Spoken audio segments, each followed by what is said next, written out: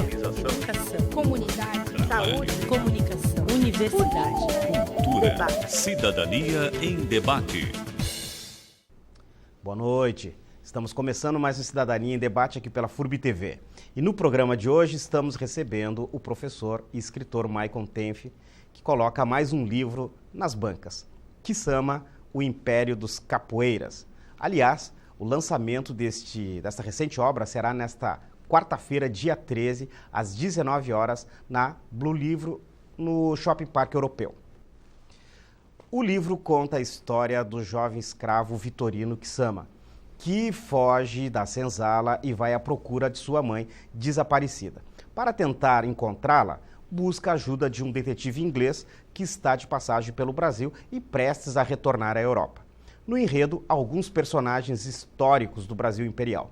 Por isso, a ambientação é o Rio de Janeiro do século XIX. Ksama, O Império dos Capoeiras, é um livro de ficção, mas está mergulhado nos acontecimentos históricos do Brasil. Por conta disso, é também extremamente pedagógico. Para começar nossa conversa, por que ambientar no Rio de Janeiro e ter o negro e a escravidão pontos altos da história? Boa noite, Maicon. Obrigado por vir ao Cidadania em Debate.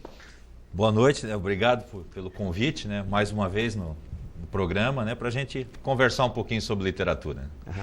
Por que ambientar no Rio de Janeiro? E você pegou dois pontos interessantes. Primeiro, você está falando da questão do negro e está falando da escravidão lá do século XIX. Aliás, diga-se de passagem, o Maicon Tenf já tem vários livros lançados e ele nunca entrou nessa temática. Aliás, também, para quem conhece o trabalho do Maicon, a literatura dele não era uma literatura voltada à história. Agora você está entrando nesse campo, nessa área, Maicon. Exato. Bom, como eu explico na própria introdução do livro, e é uma história totalmente real. Uhum. Quando eu tinha 14 anos, ou 13 anos, e eu estava na biblioteca da escola em que eu estudava, na minha cidade natal, e eu provavelmente folheando uma revista a respeito de cultura brasileira, e de repente eu me deparo com uma página espelhada tratando sobre a capoeira. Uhum. A visão que nós temos da capoeira é uma visão muito folclórica. É aquilo que normalmente nós vemos na televisão e tal. E eu lendo aquela matéria, embora fosse uma matéria pequena, mas dava uma ideia épica do que foi a história da capoeira e dos capoeiras, dos capoeiristas, no Brasil imperial e na passagem para a República. Uhum. Eu lembro muito bem que aquela matéria falava da perseguição que os capoeiras sofreram logo que o Império caiu e entrou a República. Então, já naquela época, eu sempre pensei em algum dia escrever uma história de ação mesmo, de aventura, mas eu queria fazer com algum elemento que fosse nosso, que fosse brasileiro, que fosse nacional. E de lá para cá eu sempre vim lendo esporadicamente, vim pesquisando esporadicamente, até que chegou o momento que eu decidi, não, agora eu vou então me dedicar a esse assunto. Aí fiz uma pesquisa bastante profunda a respeito da capoeira, e eu localizei então a história no finalzinho de 1868. Por que exatamente 1868?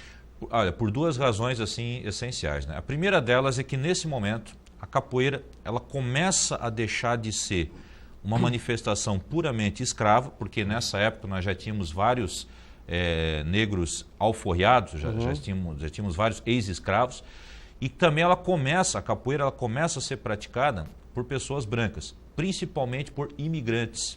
Então é um momento de transição na cultura da capoeira. Então por isso que eu tentei localizar ali no final dos anos 60 e no começo dos anos 70.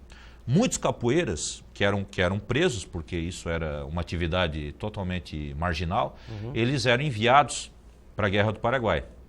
Então logo quando eles voltaram da Guerra do Paraguai, depois de 1870, eles voltaram com uma outra condição e com uma outra perspectiva da sociedade brasileira. Eles voltaram também sendo vistos de uma maneira diferente pela sociedade brasileira.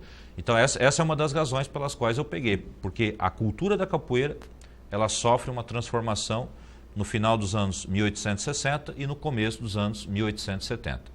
E o segundo ponto que talvez seja um pouco mais complexo, é que aquilo que hoje nós chamamos de cultura brasileira estava sendo gestado naquele momento. Então, por exemplo, até 1850 nós tínhamos o tráfico negreiro. Que ali os ingleses batem forte no Brasil, porque o Brasil estava ainda fazendo esse comércio, né, de negros escravos, e outros países já tinham abandonado isso. Exato. Mas desde 1930 eles já vinham batendo em cima. E a partir de 1850, aí sim. Daí realmente, houve alguns carregamentos clandestinos, né, mas de fato em 1850 esse tipo de comércio, que era o mais lucrativo que tinha, né, ele parou. Isso proporcionou duas coisas interessantes. Primeiro, uma certa valorização do trabalho livre, uma certa valorização, que na época era totalmente desvalorizado, e também um excedente de capital, quer dizer, um dinheiro que ele para de ser utilizado no tráfico de escravos e ele começa a circular internamente. Isso faz com que digamos, uma certa classe média comece a crescer, principalmente na cidade do Rio de Janeiro, que era a capital do Império. E esse pessoal, eles começam, principalmente os mais jovens, né, o pessoal que está estudando, que está saindo dos cursos de Direito, dos cursos de Medicina, no final dos anos 1860, eles começam a olhar para o Brasil de uma maneira um pouco diferente. E eles pensam o seguinte: poxa, nós temos uma cultura europeísta e totalmente submissa, principalmente a França naquela época, né? E havia toda essa riqueza cultural dos negros, havia toda a riqueza cultural dos índios, havia as manifestações dos imigrantes, por exemplo, dos portugueses, logo depois dos italianos, dos alemães, mais para o sul, e tudo isso era totalmente ignorado, né, por essa classe pensante. Mas esse pessoal vai começar a fazer o seguinte: poxa, vamos pegar um elemento europeu e vamos misturar com um elemento negro, por exemplo, e daí vai sair uma coisa nova. Essa coisa nova que sai é o que hoje a gente chama de cultura brasileira. No livro, o Maico usa uma estratégia, que é a estratégia do escritor, que é narrar a partir de um olhar de um europeu. E aí nós temos o personagem inglês. Isso. Porque são dois personagens ali, que é o negro escravo, o jovem Kisama, e o inglês. Por que do inglês? Exato. Aí é o seguinte: quando você vai escrever um romance histórico, ou qualquer romance baseado em pesquisa, né, o escritor ele corre um risco terrível, ele tem uma armadilha terrível, né, pela frente, né, e essa armadilha ela está com a boca aberta várias vezes, que é o seguinte: você se apaixonar de tal maneira pelo material pesquisado, que você deixa a trama de lado, você deixa os personagens de lado e você começa a enumerar uma série de curiosidades históricas, por exemplo. Isso é um risco, porque na verdade não é um livro de história, é um romance. Sim. Né? Então eu pensei o seguinte: se eu coloco a narração do ponto de vista de um brasileiro, fosse ele escravo, fosse ele não escravo, enfim, a escravidão foi uma coisa perversa no Brasil. Mas perversa mesmo, as perversidades assim que a gente não faz nem ideia, só se você pesquisar a fundo. Eu tento passar um pouco isso no livro. Mas só que aquilo era normal. Quem vivia no Brasil, quem nascia no Brasil, crescia no Brasil, olhava para a escravidão como uma espécie de um elemento trivial do cotidiano. Que era a política, né? A política escravagista. Exato. A economia toda girava em torno do sistema escravagista, a sociedade se organizava ali, né? Exato. Então, Então eu escolhi contar a história a partir do ponto de vista de um estrangeiro, no caso um inglês, justamente por causa disso, porque ele chega ao país e ele tem esse estranhamento. E aí ele começa a descrever, né, as peculiaridades, como é que era, como é que funcionava a cidade, né, a capital do Império, né, nessa época, na cidade do Rio de Janeiro. Então, por isso, um olhar estrangeiro, um olhar de fora.